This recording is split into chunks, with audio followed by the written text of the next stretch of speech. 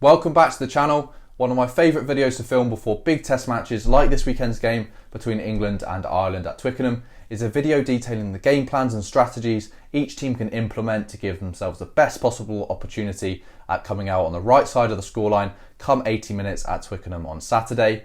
The game's equally as important for both teams, with Ireland looking to get one step closer to the Grand Slam and England looking to restore some faith and some confidence back in the team and coaching staff amongst the fans. Please do let me know your thoughts on my strategies, my ways in which each team should approach the game in the comment section down below. And if you have any disagreements or any other strategies you think would be effective, or just areas of the game really in which each team should prioritise to come out on the right side of the result, please leave them in the comments.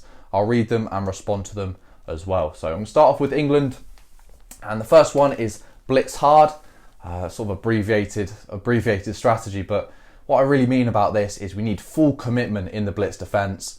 We know England have implemented this blitz defence from the new coaching staff that they have brought in, but I think it's so important that it's a buy-in across the whole team. The blitz defence is only effective when every single player buys in. Every single player has to be committed and willing to go through the process of pushing up hard, of closing up the sort of wide channels, pressurising Crowley, pressurising whoever the playmakers are for Ireland on the day. It's really, really important.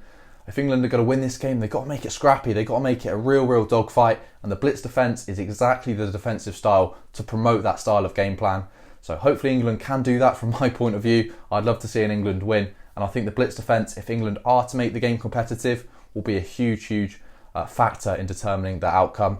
That being said, Ireland, I've mentioned one of the Irish sort of strategies to combat this defence, meaning the blitz defence is effective, but it also comes with a large element of risk. So that'll be interesting to see how it plays out. Second point for England is to compete in the line-out. We really do have to disrupt the Irish line-out ball. England have gone for three competent jumpers with the addition of George Martin, Mara Toji and Chesham all in the starting line-up. That clearly indicates a strategy to compete hard at the line-out, disrupt Irish ball. One of Ireland's best set plays or just best methods within a game to get on the front foot is their variation from the line out. They can maul it, they can peel, they can go to the blind side. They've got the skills to exploit the space. So what can England do? They've got to try and stop it at source. Stop the ball from getting to the back. Stop the attacking opportunities Ireland can generate. That being said, it's easier said than done. Ireland have got their own line-out threats and their own competent jumpers, in which will be doing the exact opposite to what England will want and looking to retain the possession. Point number 3 is to vary the tempo of the ball. I think Ireland I'm pretty sure Ireland have the more mobile of the pack, especially when you're looking at England playing with 3 second rows really, and George Martin, especially in the second row, being more of a bruiser, more of a powerful player than a skillful, fast player, especially when you're comparing him to the likes of Byrne and McCarthy, very athletic players and very sort of competent in terms of their movements, very fluid around the field. So varying the tempo refers to England need to slow the game down at points and then really turn the speed up almost instantly to attack the space. It'll be the varying of this speed of ball which will be really important to contain Ireland and not let them get sort of loose ball, as we saw against Scotland, the knock-ons which came from playing fast tempo too much. And then when we do need to go wide, that's when we turn the fast tempo on. But really slow the game down in areas and take Ireland on physically and get that balance right, which is obviously easier said than done. Point number 4 is jackal like mad. The Irish, one of the main Irish sort of attacking pointers is their speed of ball.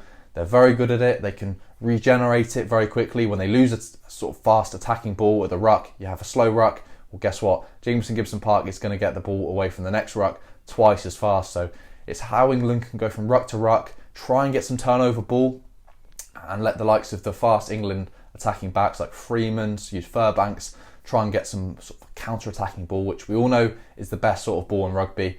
But apart from getting the turnovers themselves, just slowing down the Irish ball at ruck will be very important to enable England to have the due time to set their defensive line to allow them to blitz effectively. A blitz defence is awful when you're multiple numbers down and are on the back foot, so that will be imperative. Point number 5 is to use the talent out wide. As soon as we hit 80 minutes at Twickenham, whether we've won, whether we've lost, I just want to say we gave it our best shot. And what does our best shot mean? Giving the ball to the players in which we know can do damage on their day. We have to give them every opportunity to try and change the game and have a positive impact. I don't want to see box kick after box kick, suppressing the natural attacking abilities of our outside backs. So those are my 5 points for England. In terms of Ireland, depth in attack will be the key to getting around that hard blitz defence. That's one of the pointers from their last match against Wales, in which they didn't struggle in attack because they still won convincingly, but they didn't get as many inroads as they probably would have expected. I think one of the things was the depth in their attack. They're a little bit flat, didn't come onto the ball at quite high of a pace, but Andy Farrell will definitely have addressed this week. And coming up against a blitz defence, what's one of the best things you can do is to drop the attacking line back a little bit, give each player a little bit more time on the ball. And when they have more time on the ball, you look at the passing ability of your Akis, your Crowleys, your Keenans. They can then throw those missed passes because they have extra time, more time on the ball. It gives them more time to see the space and execute to get on the outside of the blitz defence. And as soon as you're outside on the blitz defence, it is trouble for England. So that's what Ireland, in my opinion, should do to try and combat the blitz. Point number 2, carry direct and multi-phase. I think Wales had some good success against England when they went through multi-phase. England would give away multiple penalties. You look at the likes of Itoje. If he's having a bad game, he often gives away penalties at the breakdown. Especially when England get tired, that's when they start giving away penalties. So if Ireland can go through multi-phase and clinical multi-phase, not just your pick and goes, but just those nice little tip passes, the English defence is very likely to get stressed. Holes will appear, and if they don't appear, well, it's probably because England were offside or slowing the ball down legally. And then Crowley has the option to go to touch and implement the line out, or to take the 3 points. So I definitely think going through multi-phase is the key to breaking down and drawing penalties from the English defence. Point number 3 is strong set piece. That's like such a cliche and obvious term, but what I mean about this is this is the way in which England will probably look to get into the game. How can they disrupt the line out set piece, and how can they try and get on the right side of the referee at scrum time? Ireland simply have to stop this happening.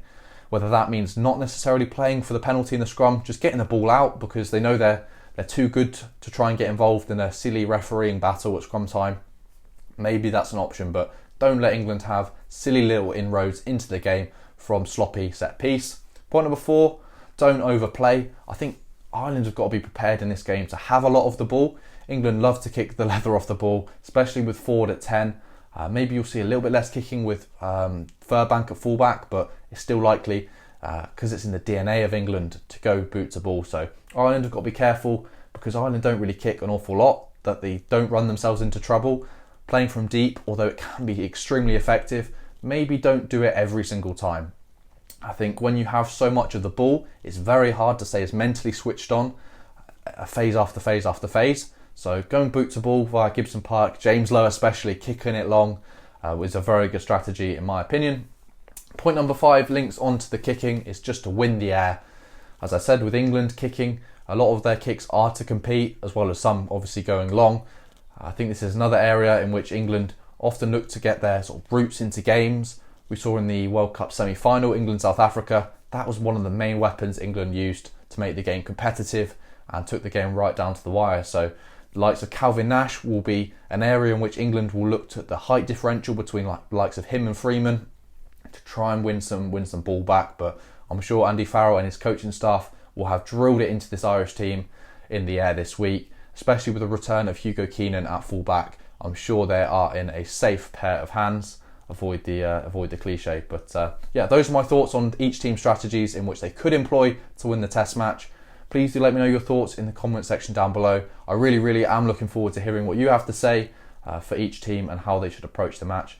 But yeah, enjoy the game, and I'll catch you in the video reviewing the match. Take care.